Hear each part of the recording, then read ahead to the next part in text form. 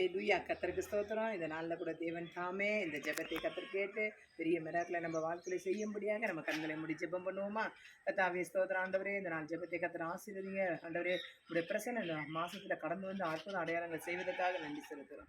எங்களோடு இணைந்து ஜெபிக்கிறவர்கள் ஆண்டவரே, அப்பா ஆண்டவரே, யூடியூப் சேனல் மூலியமா பார்த்து ஜெபிக்கிறவர்களே, குடும்பங்களே 60 100 1000 கிருபை ஜீசஸ் மினிஸ்ட்ரி முகாந்திரம் ஆசீர்வதியும் அப்பா. ஆவியான பெரிய காரியம் இயேசு நாமத்தில் பிதாவே, ஆமென். இந்த நாளில் கூட கர்த்தர் தாமே நமக்கு 92ஆம் சங்கீதத்தில் 4ஆம் வசனம் சொல்கிறது, கர்த்தாவே உமது செயற்கையால் என்னை மகிழ்ச்சியாக்கினீர், உமது கரத்தின் கிரிகை நிமித்தம் ஆனந்த சத்தம் விடுவேன். அல்லேலூயா.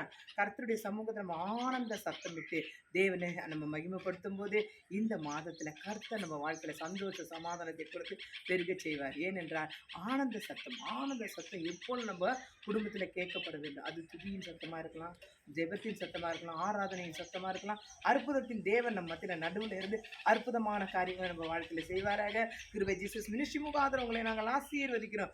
God bless you. கர்த்தர் பெரிய மரங்களை நம்ம வாழ்க்கையில் செய்வாராக. ஆமேன், ஆமேன், ஆமேன்.